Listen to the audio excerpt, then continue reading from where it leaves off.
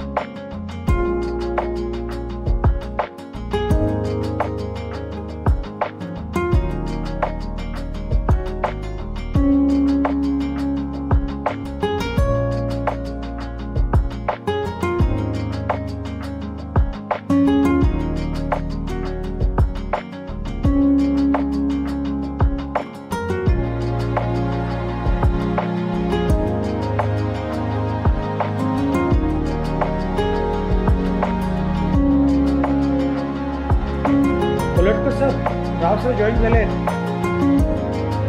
Yes, sir. Yes, sir. I am there. Rao सरांना presenter करा ना.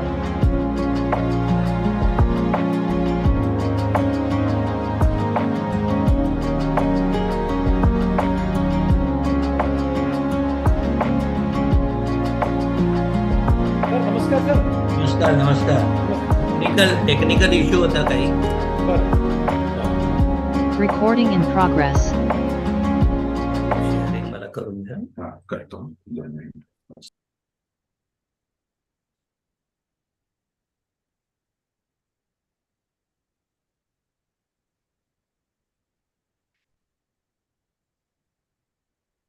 Malhar sir, Yes, sir.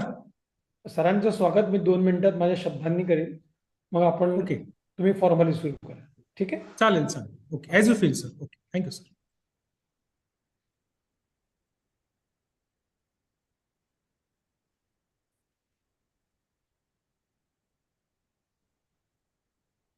सरांचं शेअरिंग करून द्या. आतापर्यंत झाले नाही त्यांना स्क्रीन शेअर. को होस्ट करून द्या सरांना.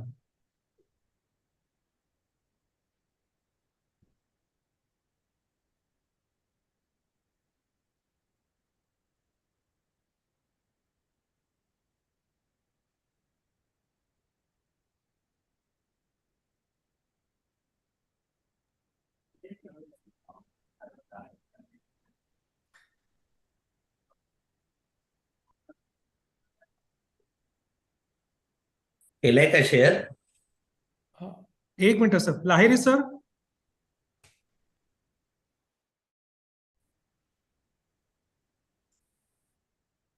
एक मिनिट सर. एक मिनिट.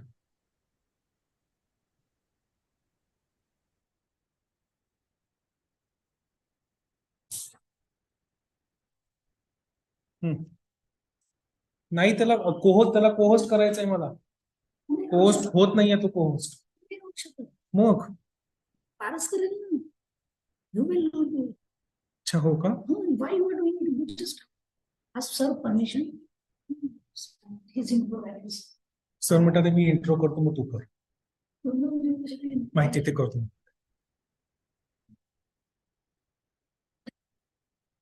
सर पारस सर त्याला कोहोस्ट करतील सर राव सरांना. मला परमिशन नाहीये इथे.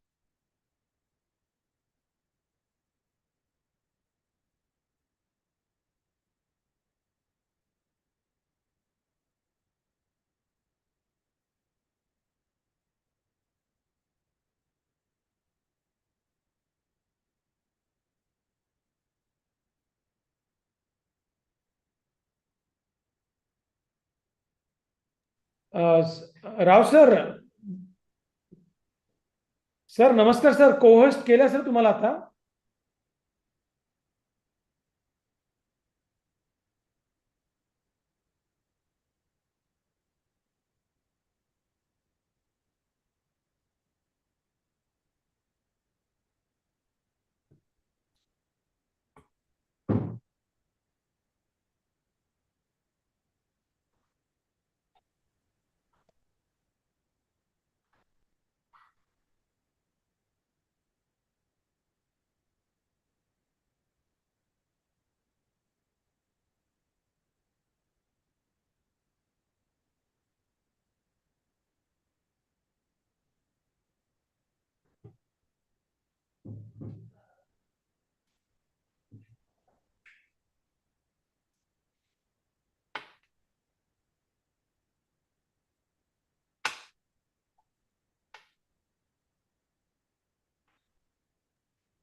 सर स्क्रीन शेअर झालाय का? हो झालंय sir. Okay, now let us start. Sir तुमचं स्वागत आहे सर. आणि खूप खूप आभार व्यक्त करतो सुरुवातीलाच. हो. आणि कोलटकर सरांना विनंती करतो की त्यांनी कार्यक्रमाची प्रस्तावना करा. हो सर. हो. Okay. Thank you so much sir. Now for today's eminent speaker for our faculty development program, Professor Anil Rao sir. He is from Jalgaon. He is a retired principal of renowned multi-faculty college, Mulji Jetha College, Jalgaon, College with Excellence. He is master degree holder in commerce as well as computer management. He is a professional chartered accountant, has a rich experience of 45 years in the field of higher education. He practiced as a professional chartered accountant with specialized in audit, taxation, internal system, and finance. He has traveled to a number of countries for presentation and participation in international conferences. He has a number of national international publication in his credit. He was actively involved in the drafting of Maharashtra Public University Act 2017. He has actively participated in different special committees appointed by Government of Maharashtra. At present, he is coordinated member of NEP Implementation Steering Committee and Chairman of Finance and Accounts Code Drafting Committee. Professor Rao sir, on behalf of VMV College and all entire family, I welcome you for the Faculty Development Program. I request you to please proceed with your lecture. Thank you, sir. Thank you. My sincere thanks to my friend Mr. Abhay Mudgal, the anchor of the seminar, and I'm very happy to be associated with this particular FDP being organized by your college. Please confirm whether I am audible to all or not. Am I? You are audible, sir. Absolutely audible. Thank you. Thank you. Now, having said this, let us straightway go to the topic on which I would like to interact with the participants of this FDP. Prior to that, let me make a slight correction.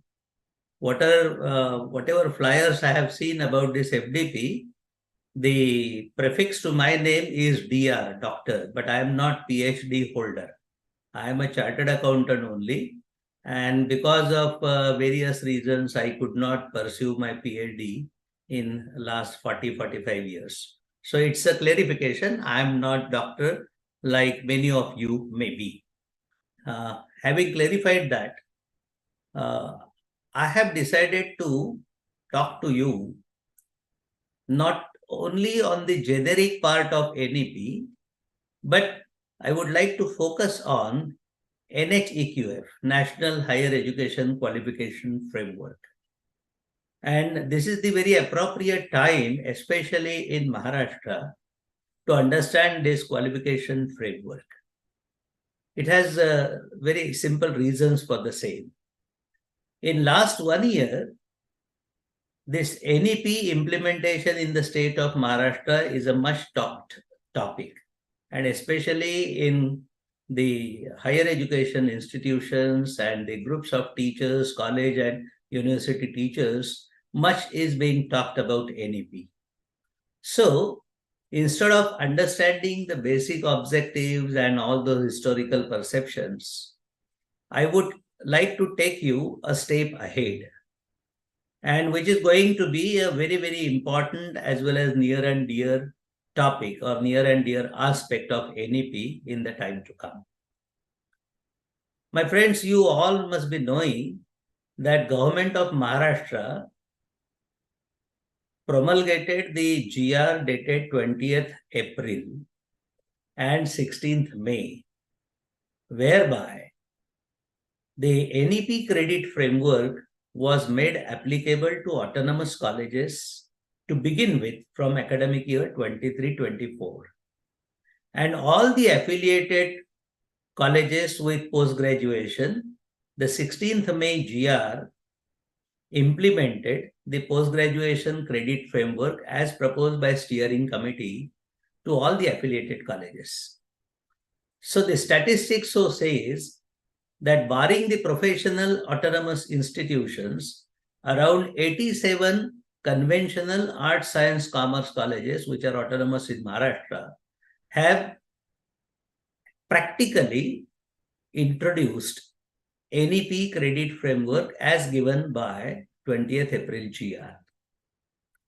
I presume that all of you who are participating in this particular FDP have in letter and spirit, individually and collectively, read and gone through the details of that 20th April GR. So with that presumption, the other aspects which I am going to interact with you will be of some support, some assistance or help to all of you. Having said this, Now, let us straightway turn to some introductory aspects and then we will have other detailed discussion.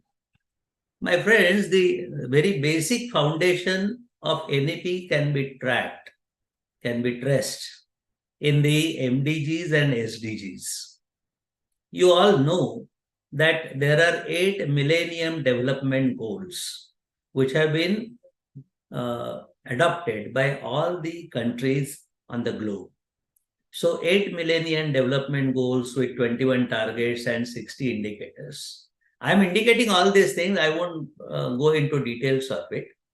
So all along on this earth, all the more than 150 countries have signed the agreement whereby 8 Millennium Development Goals have been identified, decided, for which 21 targets, and to assess as to whether these targets have been achieved or not, 60 indicators have been identified. Based on Millennium Development Goals, Sustainable Development Goals, which are termed as SDGs, have been adopted by 193 countries in the month of September 2015.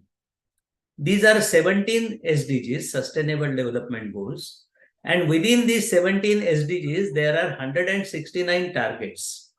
So, goal-wise, for each SDG, there are various targets which have been quantified per se. And those quantified targets have some testing parameters, and those testing parameters are 230. They are termed as indicators. For NEP per se, the fourth SDG, SDG 4, Sustainable Development Goal number 4, is very, very important. And that is the basis of NEP policy, National Education Policy. And that Sustainable Development Goal number 4 says, to ensure inclusive and equitable quality education and promote lifelong learning opportunities for all. We all teachers in higher education field know as to what is meant by inclusive and equitable education. So access, equity, these are the issues which we are talking since last 20-25 years. All the communities, all sections of the society should have the approach for the education, and that is inclusive education, equitable, gender-wise, region-wise, class-wise, race-wise, caste-wise. There should be equitable availability and access to education. The much to be talked word is quality education. This SDG 4 stresses on the quality education. Up till now, all of us have concentrated on increasing the GER, access and equity. These two were very important pillars. Now, the buzzword under NEP is quality education. Now, what quality education means is a different aspect on which one can deliberate for hours together. But please bear in mind that NEP Foundation has quality education as a very important objective. And the latter part of this SDG 4 is promote lifelong learning opportunities for all. So the higher education need not be restricted to first few 4 or 5 years of graduation and post-graduation, and the youth should not feel that he is now away from higher education at the age of 24-25. He should get the opportunities to further learn and further engage into the process of teaching pedagogy or teaching learning process in colleges and universities, maybe at the age of 40, 45, 50. There are various reasons why the students drop out, but then they will come back again and they will have the opportunity for lifelong learning. Another important aspect for lifelong learning is that the things that the student learns, the knowledge or information that he earns, in the formal education system in first 3-4 years of his college days will become obsolete and outdated and useless by the passage of time. And the pace of obsolescence is so high because of IT that the present day knowledge will become obsolete in practice in another 5 or 6 years' time.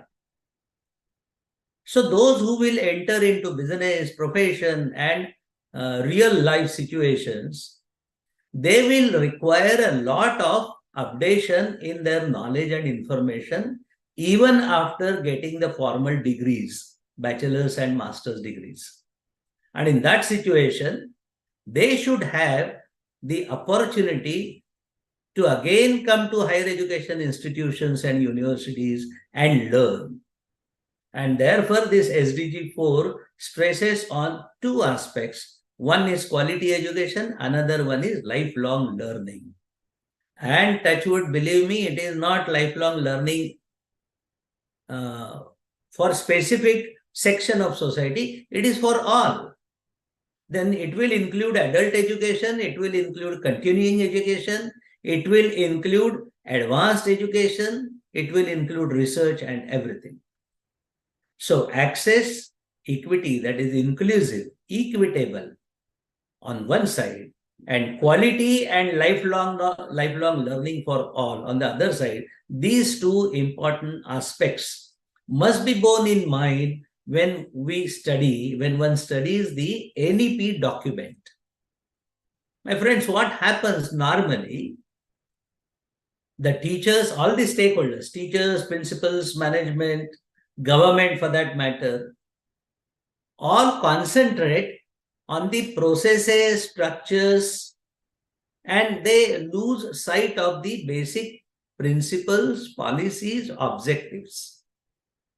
I am a firm believer that unless I do not understand and really mug up in my mind and accept per se the objectives, policies, and the rationale behind that, I won't be able to accept the procedural parts or the implementation parts.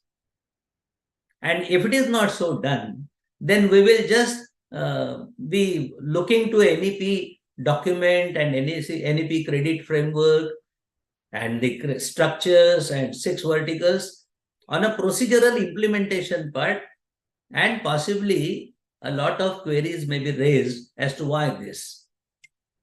So to avoid that, my sincere urge to all of you is to concentrate or initially understand in real sense the basic objectives of this particular NEP document. And I hope in the yesterday's session, this basic concept must have been explained at length. Now, some of the highlights. It's a recollection. You know all these things. NEP now says that it is going to be holistic, multidisciplinary, flexible education. It won't be just formal education.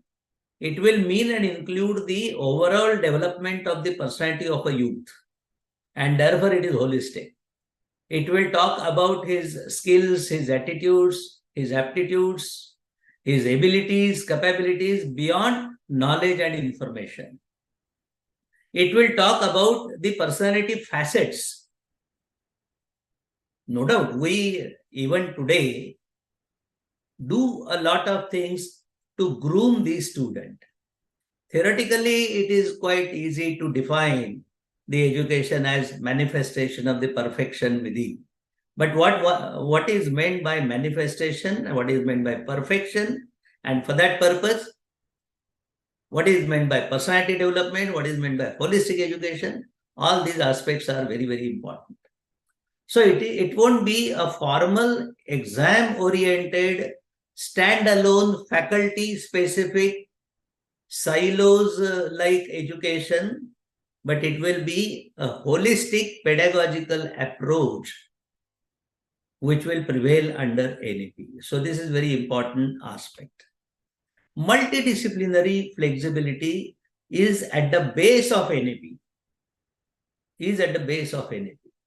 As on today, we are in silos. The Faculty of Arts teachers don't talk to commerce teachers for their research, for their teaching learning process. Same thing is true for the science students and science teachers. But the exposure of different disciplines to the students is very, very important. Otherwise, square nut round hole situation will prevail. And we experience in real life this square nut round hole situation. I am tempted to give you one example, which may be rather the experience of many of you. One day in my house, the Tata Sky set-top box started, that stopped working. I got disturbed. Mrs. Rao got disturbed. Because if TV is not available, it is like respiratory system which is stopped, which is held. So I requested Tata Sky service provider to send the technician. The technician came. And within 10 to 12 minutes, he set right some technical problem. He resolved the problem and asked for the fees, technician fees. 6 years back, he asked for 1,000 rupees. So with the time and involvement of 10 to 12 minutes, that boy asked for 1,000 rupees. Being the principal of a college, I just inquired with him, well, what's your name? What is your qualification? Where have you studied? And he said, sir, I am the past student of your college. 3 years back, I passed out master's degree in geography with A grade. But that master's degree in geography didn't give me anything which will help me to earn my livelihood. I did something in jetking, in networking, and I got that skill, and now I am demanding from you for 10 minutes, 1,000 rupees. It's a square nut round hole situation. He is a MSc geography boy, but for earning purposes, doing something for Tata Sky repairs. There is this mismatch, the skills, the theoretical aspect that we are teaching, the silos that we are into, is making the things very, very difficult for the youth to progress. And therefore, NEP says that multidisciplinary approach must be followed. And that you will find in the credit distribution framework of government resolution dated 20th April.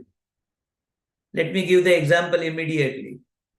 Now, the student will have major, minor, open elective, general elective, and whatnot, those 6 verticals. The general elective has to be mandatorily from the other faculty. If I am a student of commerce, then few credits I will have to earn in 3 years in the 3rd vertical, general elective vertical, from either arts or science, or performing arts, or technical education for that matter. Why? Because NEP says that the personality to be developed of this youth is to be holistic. He has to have some basic understanding and knowledge of the other subjects also.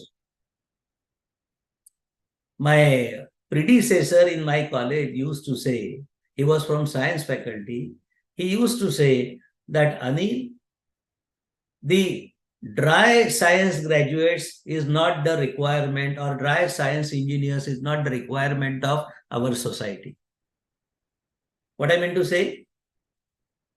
Only technical knowledge of that particular stream is not sufficient. That engineer, that science graduate, that scientist must have some exposure to the ground social realities. He must know something about sociology. He must know something about finance. He must know something about economics. And that is the need of the hour. And it is going to be a very, very prime need multidisciplinary approach is going to be the prime need in the time to come. And therefore, one cannot ignore this very important foundation pillar of NEP, multidisciplinary flexibility in curriculum. A word of advice here. Many of you may be in the board of studies of the university or members of faculty or academic council. To protect the workload, please don't say that X subject of my department or my faculty is complementary to the other faculty, and therefore by stretching a bit more, you don't say that this is to be allowed in vertical number 3. Let me give you an example.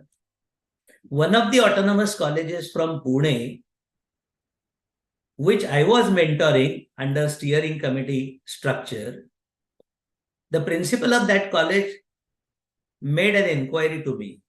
He put an inquiry to me. What did he say? Sir, in my college, I have geography in science and geography in arts faculty. So, for the science faculty student with geography major, can I suggest geography from arts faculty as a open elective from other faculty? I said no. In real spirit, it is not multidisciplinary, even if geography in arts is different from geography in science. The point that I want to make out is multidisciplinary aspect should not be underestimated, should not be compromised by using verbatim interpretations of the faculty and board of studies and subjects. Otherwise, it will really lose the spirit of NEP. That is very important part. NEP says that the student has to have rigorous specialization in chosen field. And therefore, this concept of major and minor has been introduced under NEP. This multiple entry, multiple exit, you know very well. Now, the student will be allowed to take an exit even after first year with some basic assumptions or some conditions, and then he will get a certificate. If after second year, if he exits, he will get a diploma. After third year, if he exits, he will get a bachelor's degree. And with the shelf value of the credits earned, and that shelf value of 7 years, he can come in again, continue with that credit accumulation, and then complete the remaining part of his bachelor's or master's degree. So, multiple entry, multiple exit, re-entry, all those things are again very, very important. You know, because of social and economic reasons, many of the students, and especially girl students, they have to leave the education in between due to marriage or due to many other reasons. But they should have lifelong learning opportunities, and therefore multiple entry, multiple exit is the important feature of NEP. Academic bank of credit, less spoken is better. Possibly in your college also, you must have started registering the students under ABC mechanism. But this is a bank of credit where the student will collect and accumulate the credits, and after achieving or collecting X number of credits, he will be eligible for qualification or certification like certificate, diploma, and bachelor's and master's degree and whatnot. Under NEP, instead of classroom teaching, there is an increased emphasis on communication, discussion, debate, research, and opportunities for cross-disciplinary and interdisciplinary thinking. So the teaching learning pedagogy must be changed under NEP. A lot of discussion and debate mechanisms shall have to be evolved, and they will have to be included in the process of assessment also. Credit-based courses and projects in the areas of community engagement, service, environment, and value-based education. So for the holistic development of a boy, his community, he cannot be disconnected from community. He is a part of community. He is going to be a responsible citizen of the country. And therefore, he has to be engaged in community services. He must have some sense, positive sense about environment and value system of the country, of the humanity should be at the core. And therefore, this becomes an important aspect of NEP. Internship, opportunities for internship with local industries business. So internship is an integral part of the credit framework.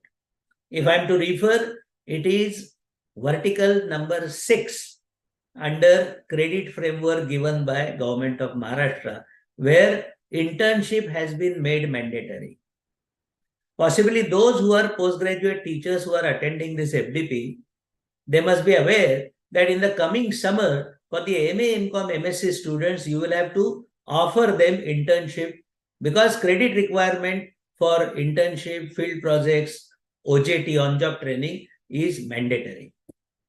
Even for arts, science, commerce also, this internship has been made mandatory. Hands-on experiences was the much required aspect up till now. And because of the mandate of NEP, now this has to be provided. And a lot of practical difficulties are going to come up. For example, the teacher of economics or a teacher of Marathi language per se may say, what sort of internship I can give to hundreds of students in and around my college? I don't have any industries. Internship is not restricted to industries and business only. Internship can be given through GOs, NGOs. And let me tell you, at the governmental level, all the government departments are being involved in the process of offering internship to all the students in the state of Maharashtra. So there may be some internship available to some of the students of sociology, social work, psychology in Department of Social Welfare. ज्याला आपण मराठीत समाज कल्याण विभाग म्हणतो. There may be some exposure in Gram Swaraj for political science students. There may be exposure in the revenue department for internship to the student of accounts, finance, economics. Some of the students of economics may have the chance to work under DPDC, District Planning and Development Committee. So all those things will be made available, and steering committee at the state level and the interministerial group is working very seriously on this. A line of advice here is that we all teachers shall have to be mentally got involved in this internship process. We also shall have to accompany our students to all these places where the students are going to take internship. Let me share you one more experience. In one of the core meetings of steering committee, two top industrialists came and participated, and they made a presentation in front of the minister and principal secretary. Minister requested, Mr. Chandrakant Patil requested them that please allow our students to enter into your industries. That industrialist representative said, okay, we will allow. But our precondition is that at least once in a week, the guide teacher of that student should also come to our industry for a shift, for one shift. He will also get exposure to the practical ground realities. I am a teacher and student of commerce.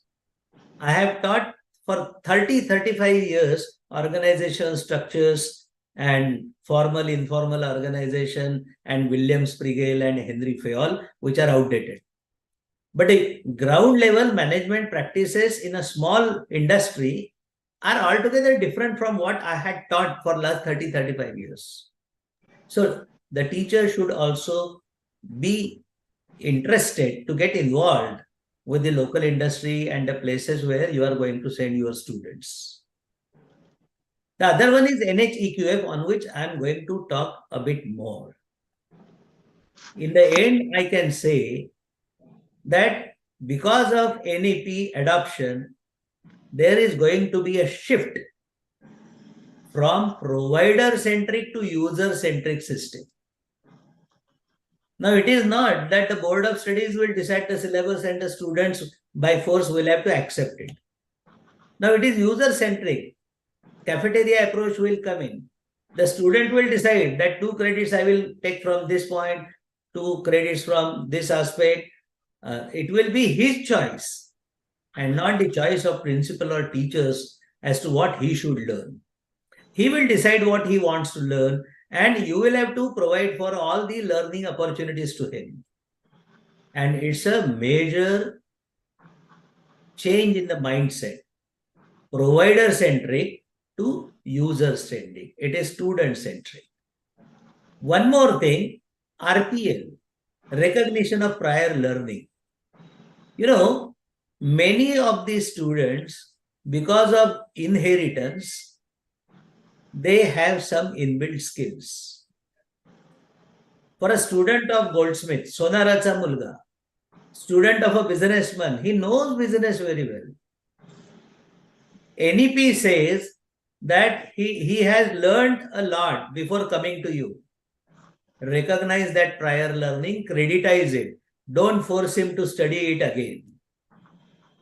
Formal, non-formal, and informal learning are the theoretical classifications of types of learnings. For prior learning, informal and non-formal, you will have to assess them, you will have to creditize them, and you will have to give exemption to those students to come to your class for those many credits. This is especially important in technical side, vocational education per se. Last but not least, highlight point is learning outcome-based design. We all teachers now shall have to first define as to what are going to be the academic program outcomes, what are going to be the learning outcomes, and to earn those learning outcomes, to achieve those learning outcomes, what is to be taught, how is to be taught, in what time span it is to be taught. So instead of saying that this is your syllabus, you studied, we don't know as to what you are going to get. Now it will be predefined outcomes. To earn those predefined outcomes, the syllabi will be decided. So learning outcome-based design is an important aspect of NEP. The final one is remembering, understanding, applying, analyzing, evaluating, and creating. You people all know this is Bloom's taxonomy of cognitive skills. And learning outcomes are correlated to all these levels. And that way, the course structure, course programs, academic program structures, you will have to evolve. With these highlights, now,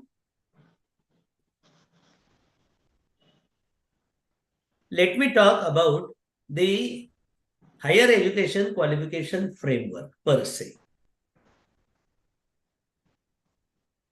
May I raise a query here to know as to how many of you have learned higher or read higher education? महत्वाचं सांगत आहेत. Sir बोलवते मी तू. Hello? Hello?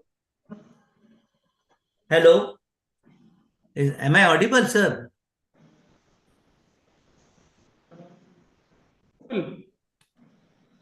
There was a mistuned something in between.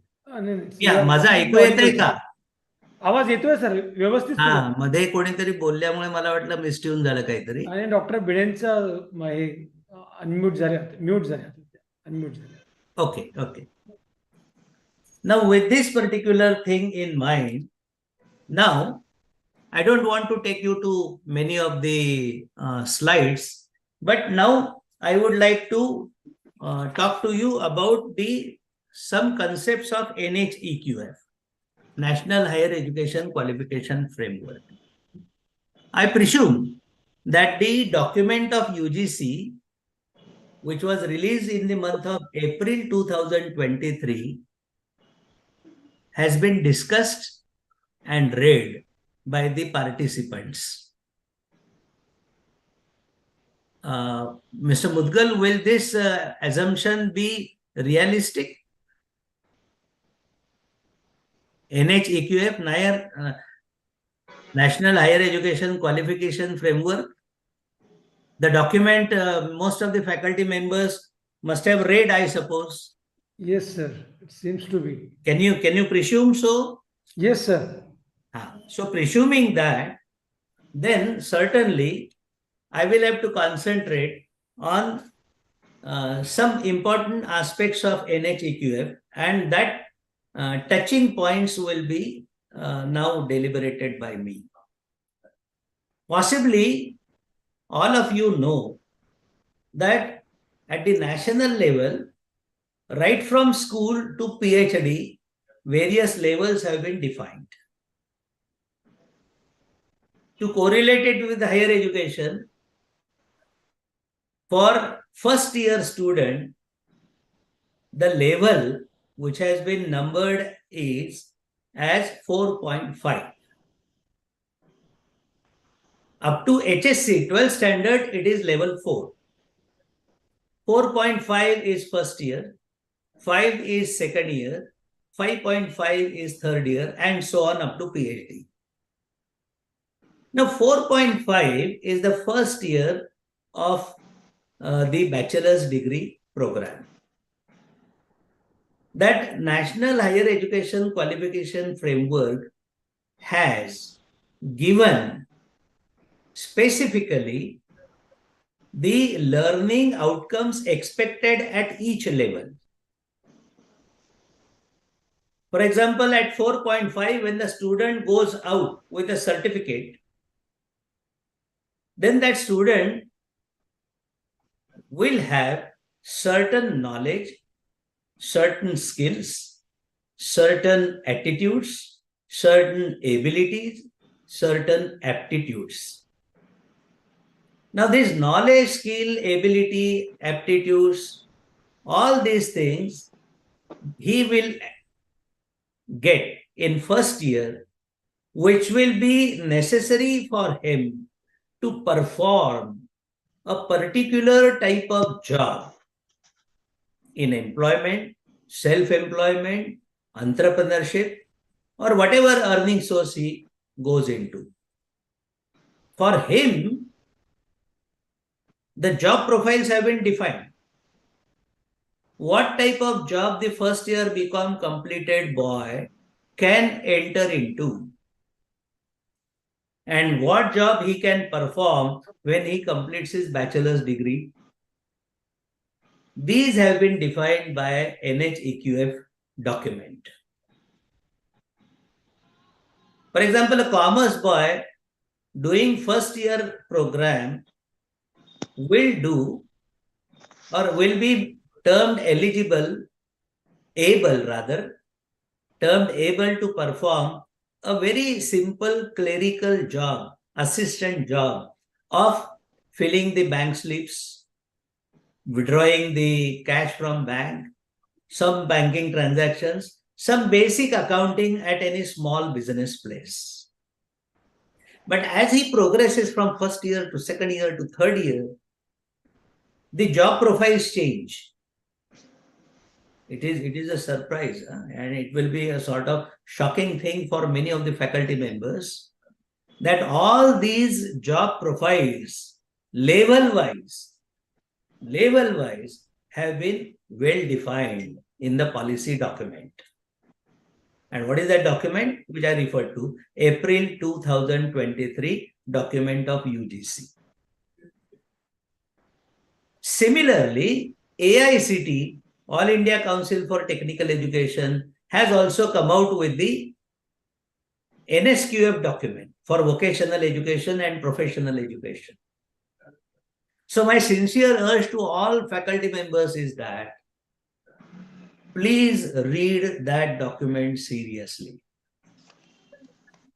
For every level, the type of job profiles have been well defined. For those job profiles the requirements of getting knowledge, skills, attitudes, abilities, capabilities, and values have also been defined. In the tabular form, they have been given. Please read them. I will urge Mr. Mudgal to have a special debate on this, expose theoretically to all the faculties to some of the tables which have been given in NHEQF. I don't want to waste time on that. Sure, sir.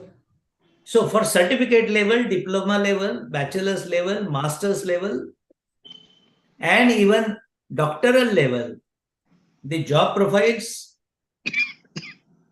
and the levels and the types of knowledge, skill, ability, attitude, aptitude, and values have been well defined.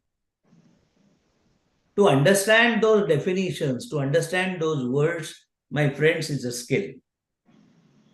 Read them seriously, have roundtables, have discussions, then you will understand that if this is a job profile, and for that, if this is a knowledge, and this is a skill required, and this is the ability required, then to earn that knowledge and to get those skills and abilities, as a student, I will have to learn this thing. So it's a bottom down, top bottom approach, top to bottom approach. First of all, level wise job profiles, then level wise knowledge, skill, detailing, and to earn that, then the program outcomes and the syllabus outcomes. Let me correlate it with the Bloom's taxonomy at this stage itself. For example, at a first year level, many of the subjects that we are going to teach to the students will concentrate on cognitive skill level number 1, that is remembering. So some of the theoretical concepts, basic concepts are to be remembered. Some of the concepts are to be properly understood. Some of the concepts are to be applied in practice. Some of the concepts are to be analyzed. That way the cognitive skill levels will be correlated. So, just recollecting, level-wise job profiles, job profile-wise requirements of, to repeat, knowledge, skill, ability, attitude, aptitude, and values. Those 6 attributes, they also have been defined. And once we know that this particular job profile, this particular knowledge is to be given, this particular skill is to be given, then we will decide that for 20-22 credits per semester, what should be the credit allocation for major subject of which the knowledge is to be studied? What credit distribution should be given to vertical number 4 and 5 for ability enhancement and skill enhancement and value education? Otherwise, we fight within ourselves कि ये value education में 2 credit दिया इसलिए हमारा 2 credit major का हमारा workload कम हो गया. No. Workload is the last part of the whole NEP structure. Philosophically, you as teachers shall have to validate at the end of the course or at the end of program to the student through mark sheet and declaration that we hereby certify and validate that because of the teaching learning process that we have entered into in this 1 year for 40 credits at level 4.5, the student has gained this knowledge, student has been imbibed with these skills, student has been inculcated with these capacities. And all these knowledge, skill, ability, capacity are nothing else but learning outcomes. These are the outcomes of what you are going to teach to the students, what you are going to expose to the students. And therefore, this National Higher Education Qualification Framework needs to be properly understood. It has to be correlated. And once you understand its philosophy, then you will define the program outcomes. What is program? Program means BCom is an academic program of 3 years. Bachelor's degree in commerce is an academic program of 3 years. And you know, as per 20th April GR, the minimum credits for 3 years is 120 credits, maximum 132. Within those 120 to 132 credits in 3 years, there are 6 verticals. Just I am making a passing reference of those verticals. First vertical is major subject. Second vertical is minor. Third vertical is open elective or general elective. Fourth vertical is vocational skill and general skills.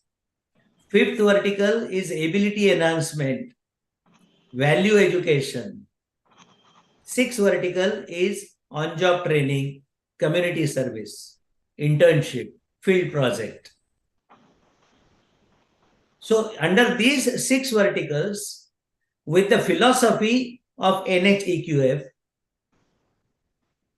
the state government has distributed 120 credits under these 6 verticals. There are some mandates. For example, major. Out of the total credits, the major subject should have at least 50% of the credit allocation. Nothing less. More is allowed. So all those 6 verticals have some credit bands, minimum and maximum. Within those credit bands, in first year, second year, and third year, you will have to distribute the credit structure or credit allocation you will have to make. And within those credits, the theory and practical aspects shall have to be both in mind. So all along, the credit structures, allocations are related to this NHEQF, National Higher Education Qualification Framework. Taking you further, academic program outcomes are generic outcomes and they are level-wise. Certificate, diploma, bachelor's degree, master's degree. Within academic program, you will have various courses.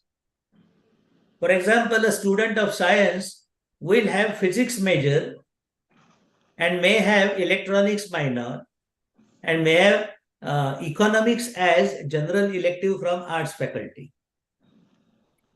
Now the papers, theory and practical papers that you teach that physics student will be termed as courses. 2 credit course, 4 credit course, 3 credit course. These are courses. Every course will have independent learning outcome.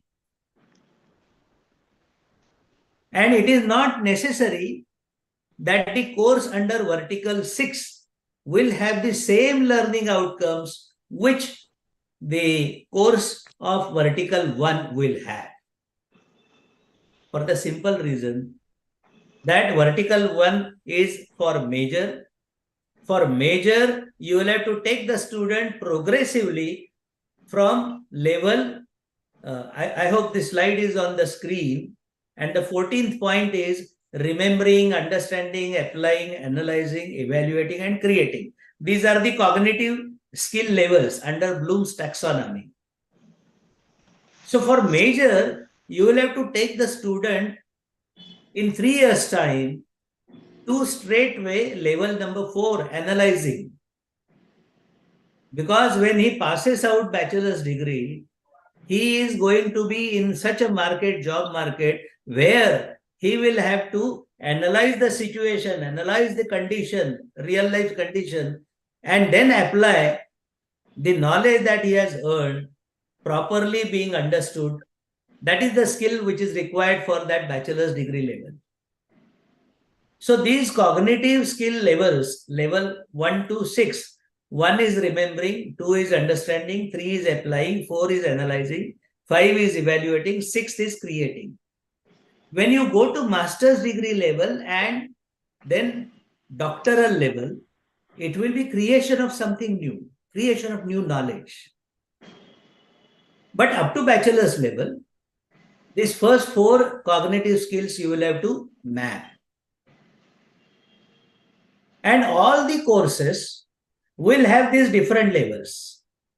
Just to give you an example again, for the ability enhancement, linguistic skills, communication skills, the communication skill credit course for a science student will have very restrictive application level. But if he is a student of English literature, which is his major subject for arts faculty, then you will have to take him to cognitive level 4 or 5. So, academic program outcomes, course outcomes, they will have to be correlated. And all these things are to be put in such a nitty-gritty with interdisciplinary, interconnecting, complementary, coordinating approach that the student gets what he is expected to get, which has been defined by NHEQF framework. Once you understand this logic, then NEP will become a very, very interesting challenge to all of you. And therefore, this NHEQF document, National Higher Education Qualification Framework document, is an important document that you will have to adopt. The other procedural aspects, like for example, you are a standalone faculty college, single faculty college, what should be done? If it is a multi-faculty college, what exposures can be given? These are other generic details which can be discussed as the when it comes to adoption and implementation of the credit frameworks given by the state government. But then it won't be odd if I speak a minute more about one more aspect. Under NEP credit framework as given by state government, my friends, the student is allowed to earn maximum 40% credits from ODL, Open Distance Learning System. Maximum 40%. And you know, there are various learning platforms, Swayam for that matter. Maharashtra government and the consortium of all public universities in another 3 or 4 months' time will come out with one accepted unique platform available to all the students in the state of Maharashtra known as Mahaswayam. Very serious development is being undertaken at the state level. Mumbai University, Pune University, Shivaji University and YCMOU are in that process. There will be one Mahaswayam platform. Many of the people or many of the institutions, many of the A-graded colleges will put their credit courses duly recognized by state government on this Mahaswayam. And the student will have a choice to select those programs. The credit equivalence shall have to be given. And then in your college, you will have to exempt that student from some of the credit requirement in the total credit framework. So the student is going to earn credit not only from college, but from open distance learning also, online platforms also.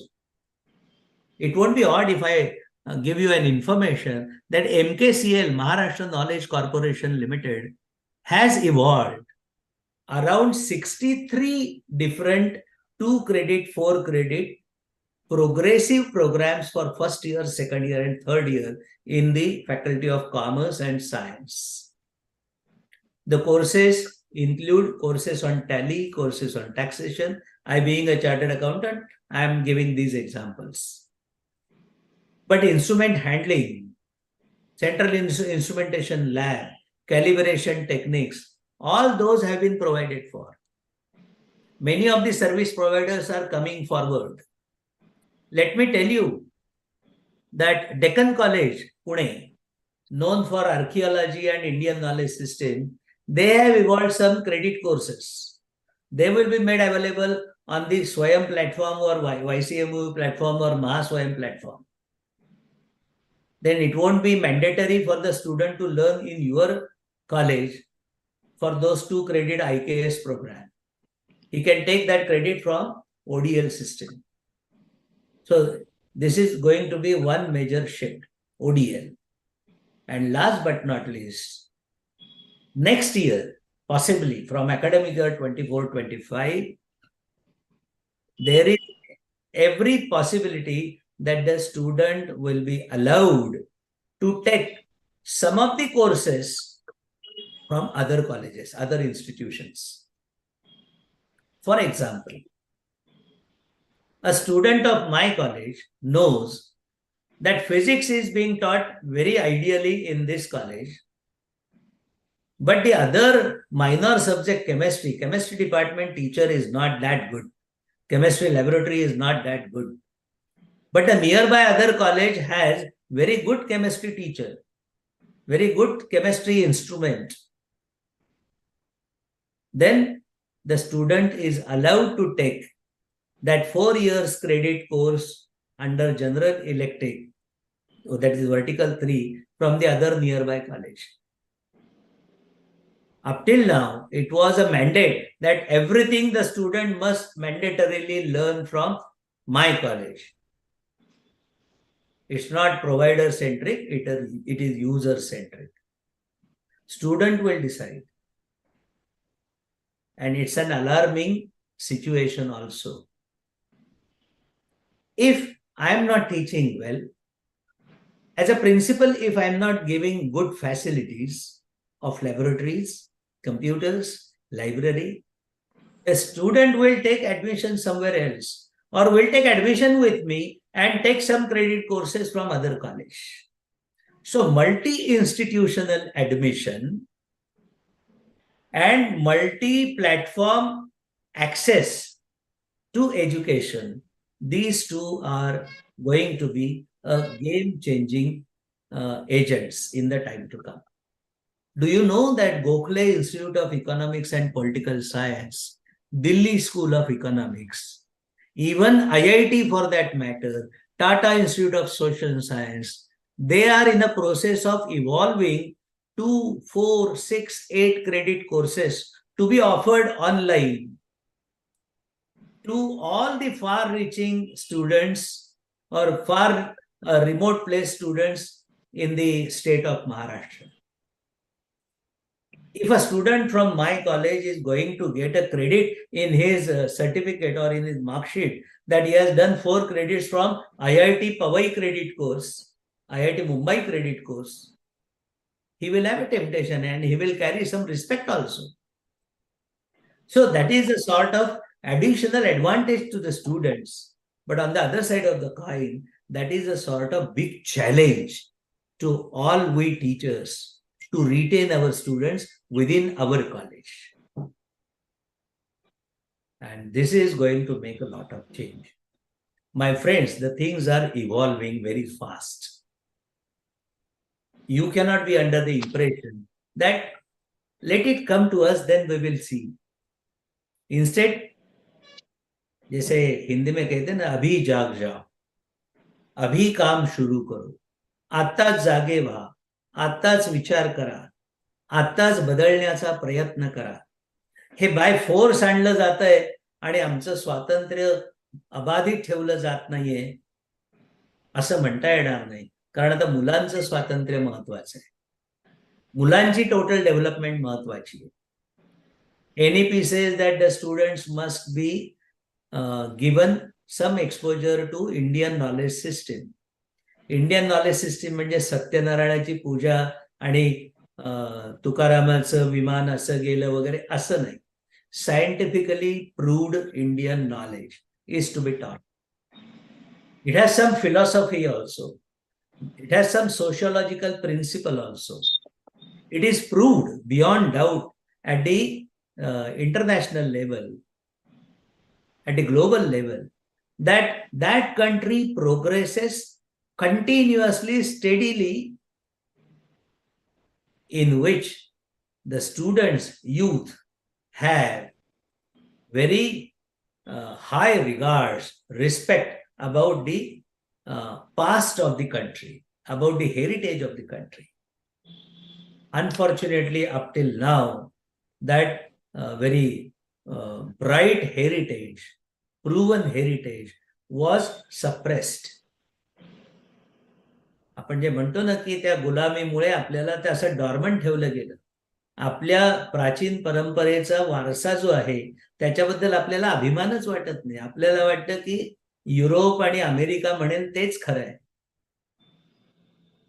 पण आपल्याला आपल्या प्राचीन बौद्धिक वारसा जो आहे त्याचा अभिमान वाटायचा असेल आणि तो मुलांमध्ये रुजवायचा असेल, नव्हे ते आवश्यक आहे. आपल्याला आता दुसरा पर्याय नाही.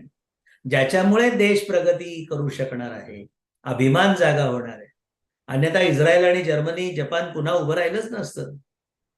Same way Indian knowledge system has been introduced.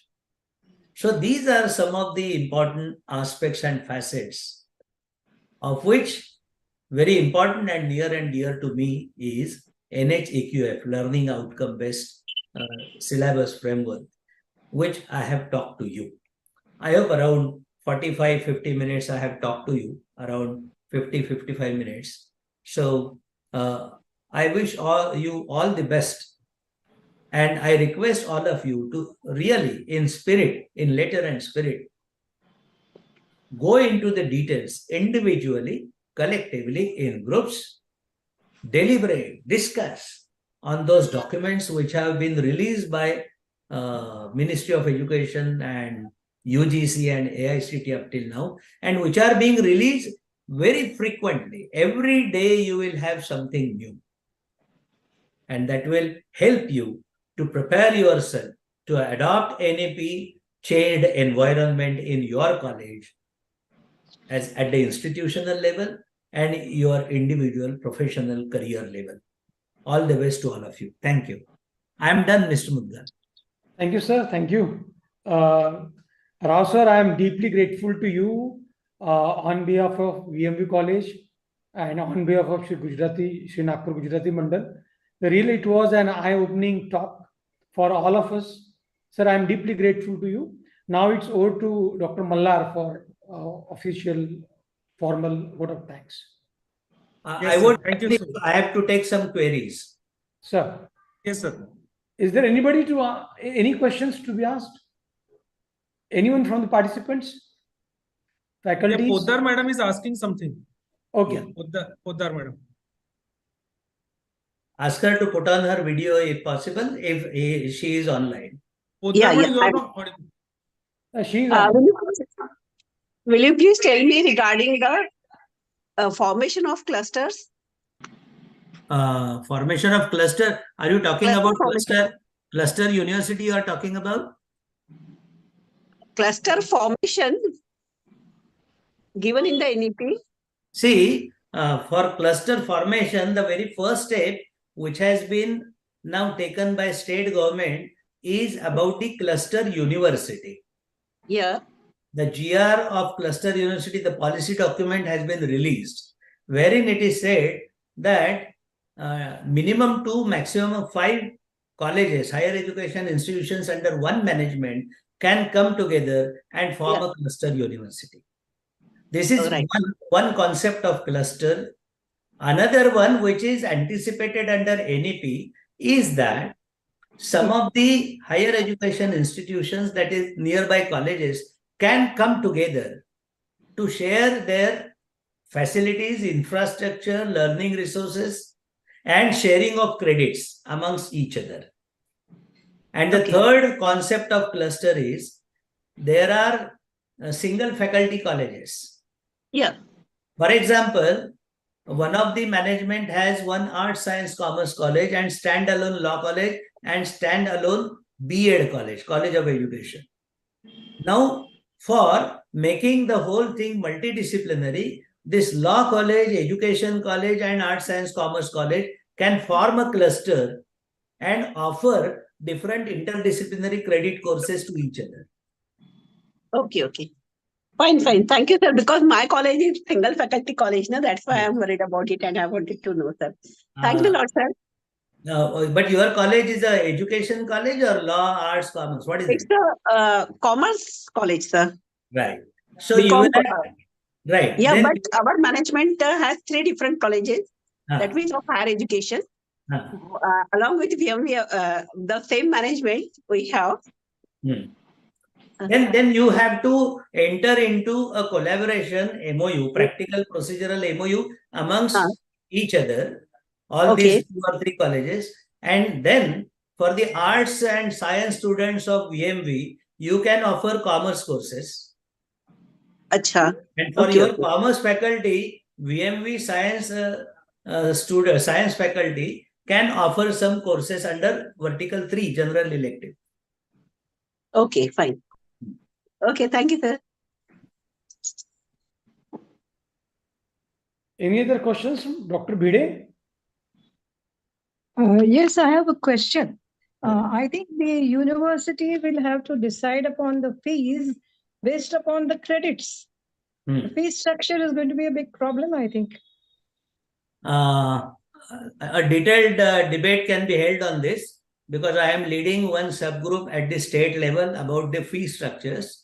But the bottom line rationale which is going to come through universities for affiliated colleges is that now henceforth the fee will be credit-based fee.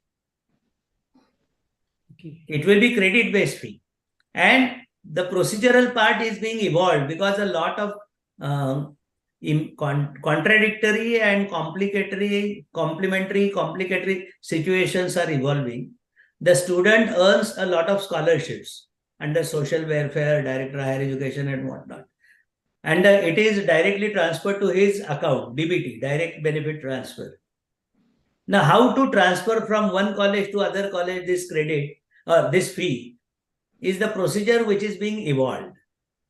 But the parent college where the student takes the admission, now the parent college is also defined well. Parent college is a college where the student seeks admission and mandatorily completes all major courses under major vertical in that college will be termed as parent college. So that parent college will collect the credit-based fee, and based on the courses that a student is doing on ODL or some other institution admission, the fee transfer mechanism will be evolved. Besides that, there may be some courses on ODL method, ODL system, and a student will have to pay extra to that particular service provider. For example, Gokhale Institute of Economics and Political Science, Pune, a very reputed institute, or Tata Institute, TIS for that matter, they will be offering a 4-credit course, maybe for 5,000 rupees. If the student is able to pay, he will. And the reimbursement from the parent college will be on credit base, maybe 500 rupees, 600 rupees, something like that. Bottom line is, it will be credit-based fee structure.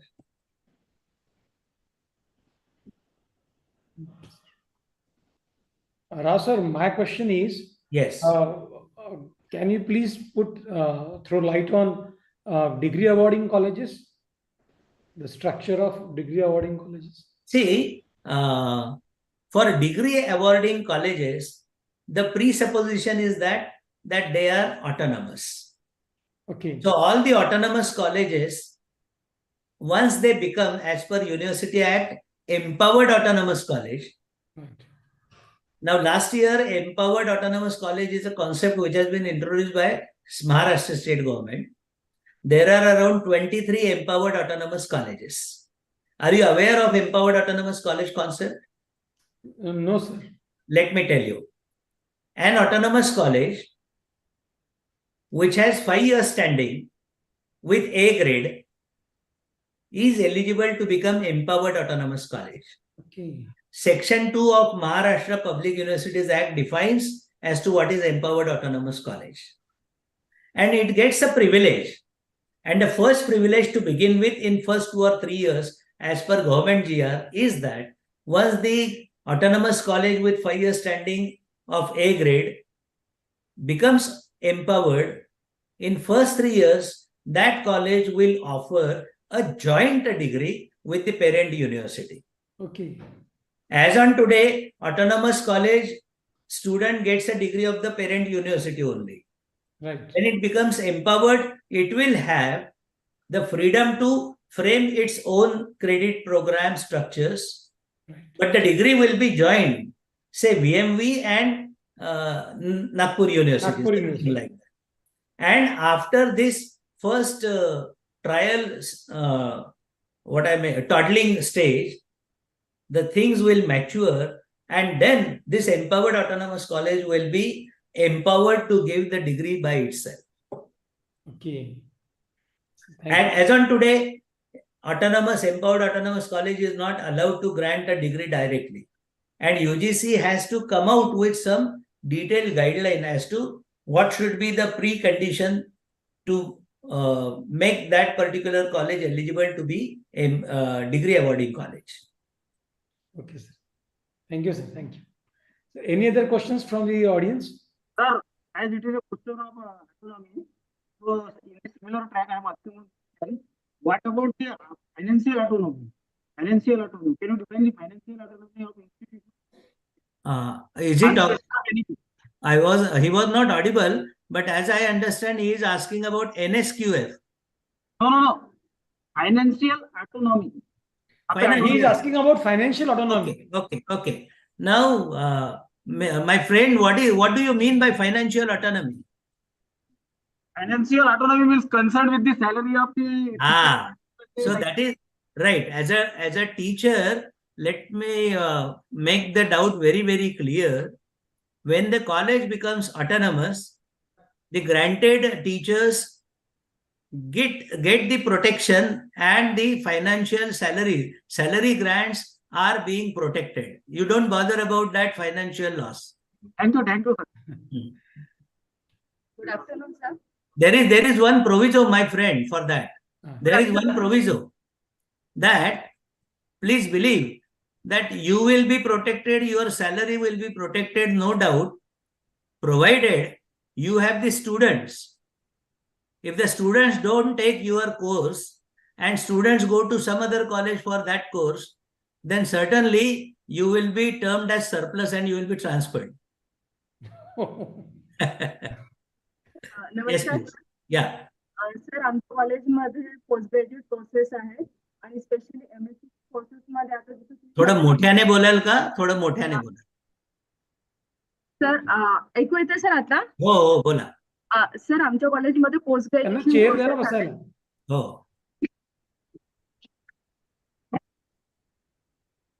त्याच्यामध्ये MSc साठी जसं तुम्ही आता mention केलं की same 2 ला on job training सुरू होत आहे. त्या हिशोबाने आम्ही काही तयारी केली आणि आम्ही इंडस्ट्रीमध्ये जेव्हा गेलो तर इंडस्ट्रीतल्या लोकांना माहितीच नाही की what kind of training they have to give to our student, आणि त्याच्यामध्ये राईट अवे रिजेक्ट करतात. तर मग अशा केसमध्ये जे आपलं रिसर्च सेंटर असतं तिथे विद्यार्थ्यांना पाठवून त्यांच्याकडून प्रोजेक्ट करून घेतला तर ते ओके, म्हणजे ते कन्सिडर केला जाईल की इंडस्ट्रीमध्येच पाठवावं लागेल. 87 ऑटोनॉमस कॉलेज पैकी 80 ऑटोनॉमस कॉलेजेसने हा प्रश्न विचारलेला होता, सायन्स फॅकल्टी करता एस्पेशली, की त्यांचे जे सेंट्रल इन्स्ट्रुमेंटेशन लॅब आहे किंवा रिसर्च लॅबोरेटरीज आहेत, काही रिसर्च प्रोजेक्ट चालू आहेत, तिथेच इंटरनली जर असं ट्रेनिंग इंटर्नशिप दिली तर चालेल का? तर त्यावेळेला स्टिअरिंग कमिटीने मोकळेपणाने असं सांगितलेलं आहे की without diluting the objective of the internship, तुम्ही खरंच मुलांना ते देणार असाल तर करायला अडचण नाही. कारण काय होतंय, आपण हे मोकळेपणाने मान्य केलं पाहिजे की अनेक वेळेला आपल्या अडचणी दूर करण्याकरता हे शॉर्टकट्स काढले जात आहेत, सोपे मार्ग काढले जात आहेत. त्याच्यातली सँक्टिटी जर आपण डायल्यूट करणार नसलो.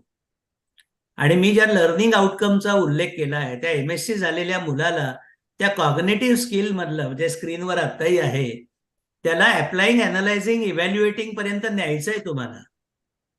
आणि त्याच्यामध्ये जे अप्लाइंग आहे की नाही तर त्याला पुढे इंडस्ट्रीत गेल्यानंतर तो किंवा जिथे कुठे जाऊन काम करेल तेव्हा हे जे इंटर्नशिप तुम्ही इन हाऊस देणार आहात तुमच्या लॅबोरेटरीमध्ये ते त्याला या कॉग्नेटिव्ह स्किल देणार आहेत का एवढं तुम्ही अश्युअर केलं पाहिजे.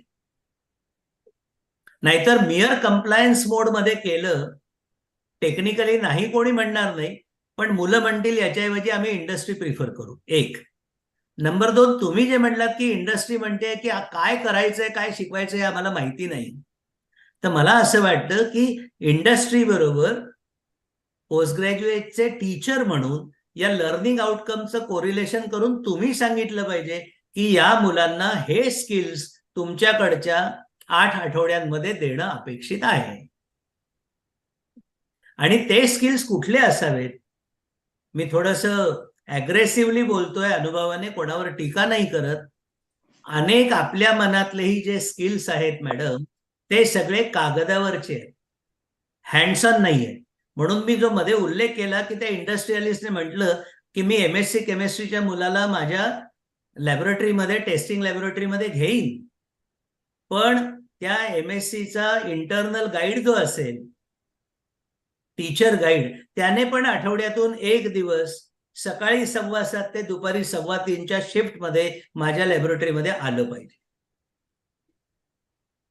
आपल्याला हे वास्तव मान्य करावं लागेल की अनेक आपले पोस्ट ग्रॅज्युएटचे शिक्षक, सायन्सचेच असं नाही, आर्ट्स कॉमर्सचे देखील पुस्तकी ज्ञानावर अवलंबून आहे. मार्केटमध्ये काय चाललंय आणि उद्योगात काय चाललेलं हे माहिती नाहीये. आणि तिथे जाऊन असं 8 तास उभं राहायचं त्या सगळ्या त्यांच्या टेक्निशियन बरोबर, तर आपल्याला उगाचच आपण आपल्याबद्दल तयार केलेली जी इमेज असते ती कुठेतरी फुटतेय. माझ्यासारख्या शिक्षकानं तिथे कशाला जायचं, असे मानसिक बंधनं तयार होतात. आपल्याला त्यातून बाहेर आलं पाहिजे. मला वाटतं मी मोकळेपणाने बोललोय. धन्यवाद सर, धन्यवाद sir.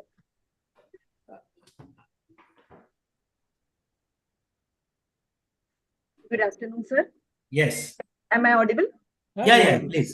Sir, as you said, there is going to be a shift from provider-centric education to user-centric education in this new education policy with respect to curriculum.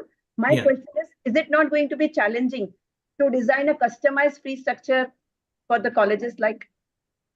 It is going to be challenging, no doubt about it.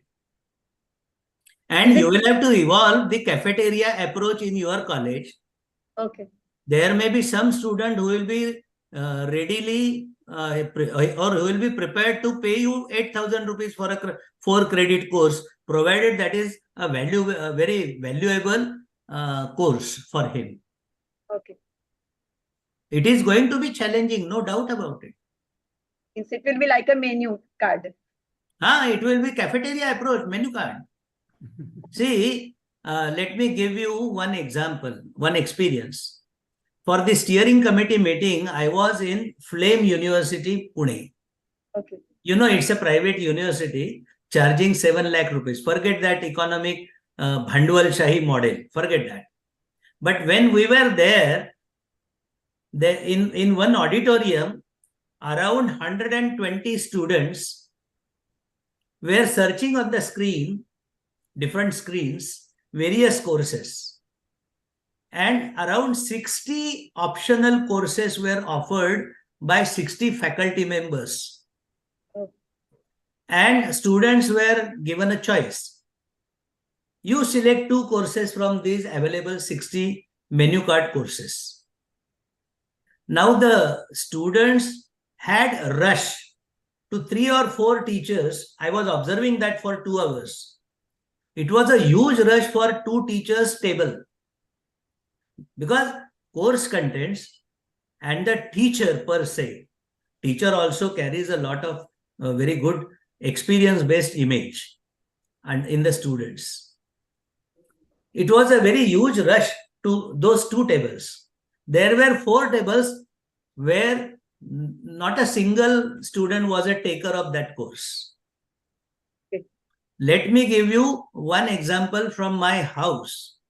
My elder daughter, Sukhada Dhere, she is a chartered accountant. She is a visiting faculty in Pumba, Pune University Management Department. Now she is offering a 60 hours 4-credit course to pharmacy background students in finance and taxation. Good number of students are available as a taker for that course. So it is going to be challenging not only for fee, but it is going to be challenging to the teachers also to evolve such meaningful, attractive courses. And by this process only, the teachers are going to regain their image, prestige, and reputation, which otherwise in present day situation is lost. Let us accept the fact. Thank you, sir.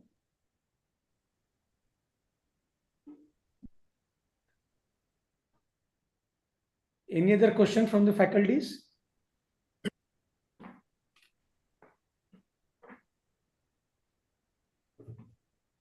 Mudgal sir, मला एक छोटी comment करायची.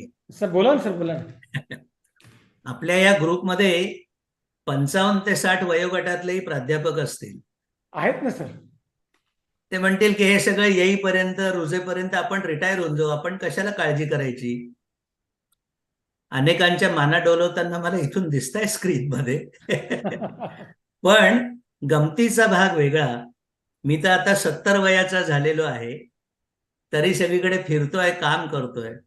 माझी विनंती आहे या senior प्राध्यापकांना की आता आपण आपले गार्ड्स खाली ठेवू नका, पॅड्स आपले खाली ठेवू नका. रादर आपण नवीन जे टीचर्स आहेत, जे यंग आहेत, ज्यांना पूर्ण आयुष्य या फील्डमध्ये घालवायचं आहे, त्यांचं हँड होल्डिंग करून you become the leaders of change in this coming 4 or 5 years. अगदी खरं आहे सर, अगदी खरं आहे. आणि खरोखरच सर, जेव्हा हे सगळे वरिष्ठ शिक्षक आपल्या सोबतच्या सर, मी असं बोलत असताना खूप मागे बसलेले बहुतांशी यंग टीचर्स टाळ्या वाजवताना दिसले मला. आणि गमतीचा भागही बोलायला हरकत काही नाही की ते बहुतांशी contractual, non grant, self finance याच्यातले असू शकतात. आहेत सर, आहेत.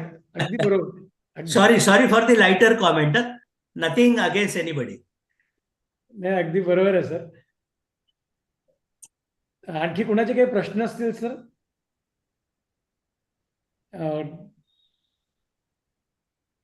मला वाटतं राव सर, आपल्या बोलण्याने सगळेच प्रश्नांची उत्तरं मिळालेली आहेत.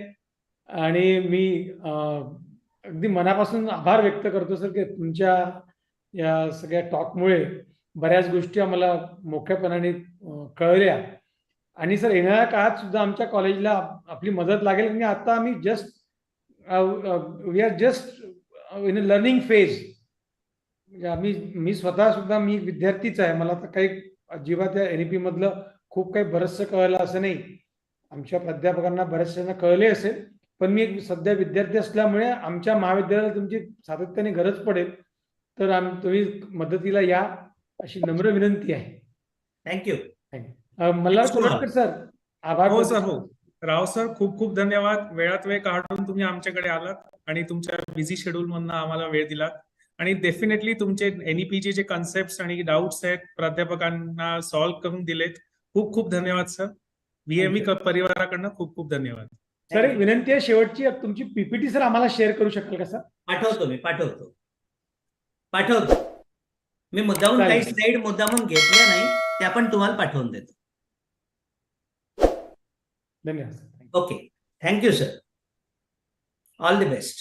Thank you sir. थँक्यू.